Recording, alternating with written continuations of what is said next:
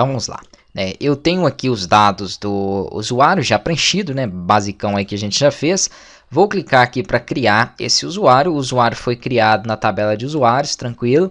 E o importante é conferir se ele vai ser criado também nessa tabela ASP.NET Users. Ó. Foi. Então, ok. Está funcionando aí perfeitamente. Então, eu tenho aqui e tenho na minha tabela também de users, que não está aparecendo aqui, talvez porque esteja faltando atualizar aqui. Ó. Vamos verificar.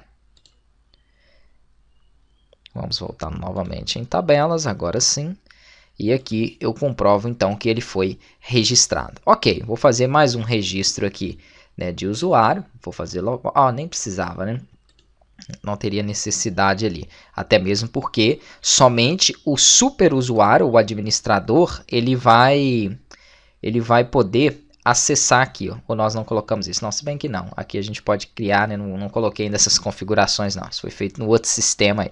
Vou colocar aqui então o hugo@hotmail. Hugo. Esse aqui vai ser um usuário simples, né? Não é o super usuário como o outro. Endereço, qualquer informação. Ok.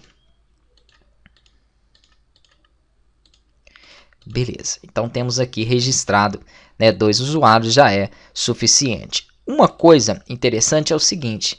Essa nossa tabela, vou fechar aqui o relacionamento, salvar, vou abrir ele novamente. É basicamente só para atualizar ele aqui. Diagrama, ok. O que acontece aqui? Ele está salvando na de usuários e na de ASP.NET Users, mas essas tabelas não têm nenhum relacionamento ainda. Então, nós vamos criar um relacionamento, né, entre essas tabelas. Para fazer isso aí, vamos trabalhar o seguinte. Vamos primeiro montar aqui dentro da minha Users Helper uma nova função. Então vem aqui, pode copiar essa check role, por exemplo. Na verdade, só esse início dela aqui, ó. Colar aqui em cima. Vamos criar um método primeiro para deletar usuários. Ok. Beleza, fecha ela aqui, ó. Tranquilo. E o nome não vai ser check role, obviamente, né? Vamos colocar aqui delete user, ou o que você queira aí referenciar para deleção de usuários.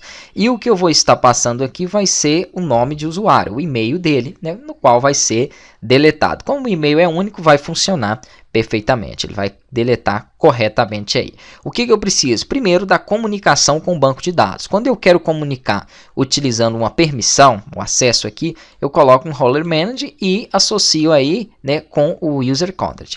Quando eu quero fazer a comunicação com o usuário, aí eu coloco o user manager. Então, vou pegar aqui, ó, essa linha aqui. Beleza. Tranquilo.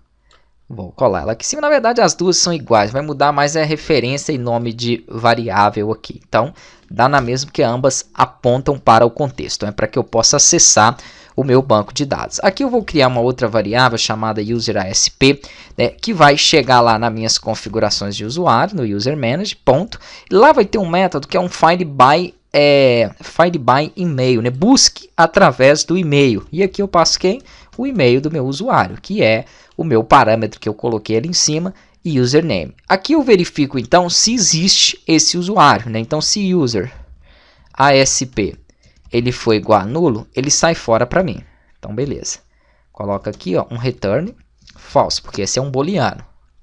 Ok. Tendo feito isso aqui, faz o seguinte. Se ele não for, na verdade nós não colocamos ela como booleano, né? Ela está como static void. A gente já vai alterar isso aí.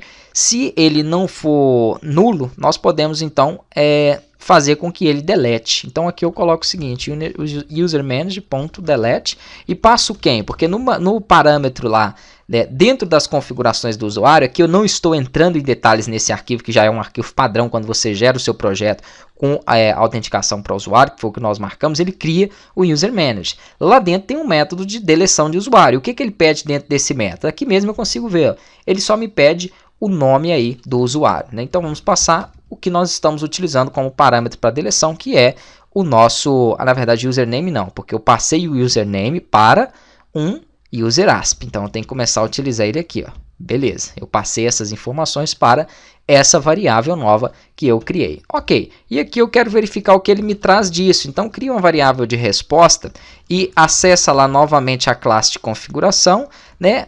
O parâmetro aqui de deleção, passa o seu usuário, user_asp. Ou melhor, vamos fazer o seguinte, né? Burrice isso aqui. Se eu já tenho isso, eu faço isso. Ó. Pronto. E aqui eu testo, então, né? Eu vou verificar, então, se a resposta foi correta. Eu posso verificar com return, tá? Então, response.successed. Beleza.